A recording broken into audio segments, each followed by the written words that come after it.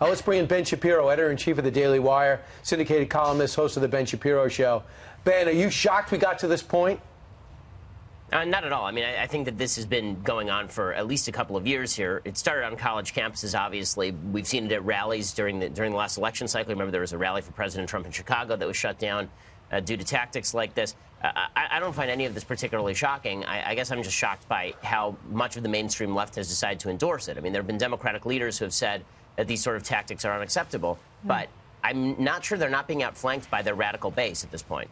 Has this ever happened to you? What happened to all of these individuals? Or Pam Bondi? My gosh, they got up in her face. I know that there have been protesters when you speak at schools, but has anything like that happened when you're out at a restaurant or a movie theater? No, thank God. This is one of the benefits of keeping kosher. When I go to kosher restaurants, I'm generally pretty popular. So, what about this? There are a number of major newspapers today, the New York Daily News, the LA Times.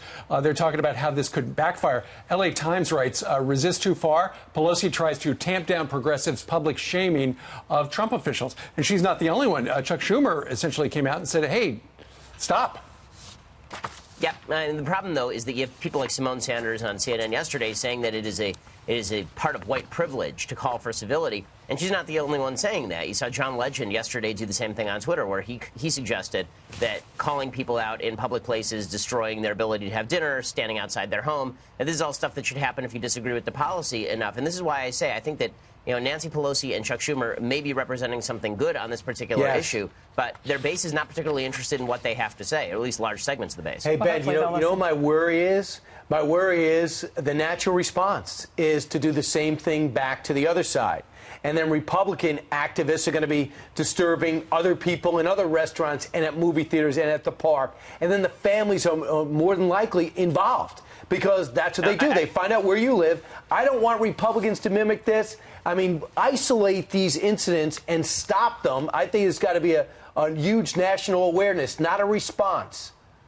I totally agree with that. And I think this is one of the big problems that we have in our politics right now is everybody assumes that they're being victimized and therefore their reaction is okay. So I wouldn't be surprised if some folks on the right see this as permission to go do this to folks on the left. I think that a lot of folks on the left see this whole tactic as a response to President Trump being rude at rallies and such. And the problem is once you see yourself as a victim, I mean, psychological studies are pretty clear on this. Once you see yourself as a victim, you're far more likely to see yourself as someone who's capable of victimizing others. It's okay to victimize others because you're just responding. But once you feel like you're responding, it gives you a lot more moral credence to go out and do something bad to somebody else. I think that's what the left is feeling today. You talked a little bit about Hollywood. The Hollywood director and the producer, Judd Apatow, he tweeted this out. He's talking about the president. He says he's a Nazi. He wants no judicial process. He kidnapped children and commits acts of violence for political gain and to support his racist views. He admires violent dictators. Trump is a Nazi. The debate is over. Soon we will have proof he is a Nazi supported by the Russians.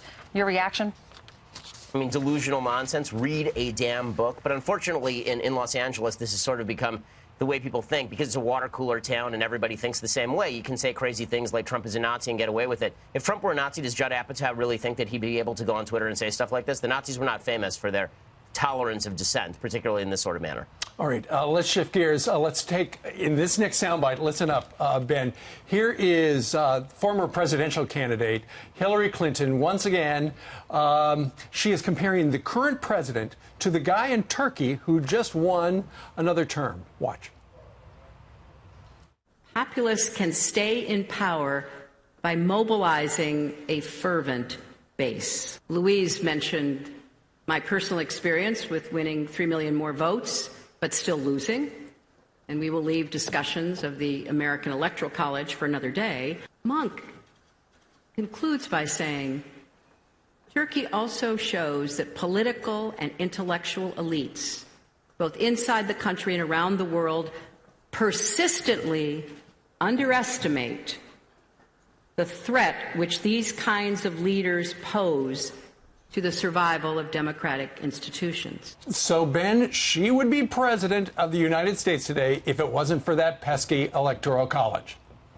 Yeah, well, I like that she only is angry at the Electoral College now, right? I mean, after you lose, it's a convenient time to get angry at the Electoral College. My favorite part of that, though, is where she's suddenly comparing Trump to Erdogan. Well, she was Secretary of State, and when she was Secretary of State, she was actually pretty warm with Recep Tayyip Erdogan, who's a dictator over in Turkey. In March 2009, she actually was talking about Turkey, and somebody asked her about human rights violations and the attempt to quash dissidents, and she suggested that Erdogan was partially justified because who likes being criticized by the press? So just like typical Hillary Clinton, when she was in office, she was very friendly toward all of the world's worst dictators. As soon as she leaves, suddenly President Trump is just like those dictators who she was massaging until 5 seconds ago. And Ben, the whole thing about Erdogan, he jailed his opponent.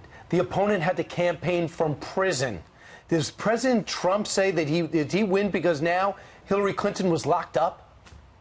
No, he said lock her up, but she wasn't actually, it turns out. So. Good point. All right. Ben, thank you very much for joining us today. Check out his wildly successful Ben Shapiro podcast. Thank you, Ben.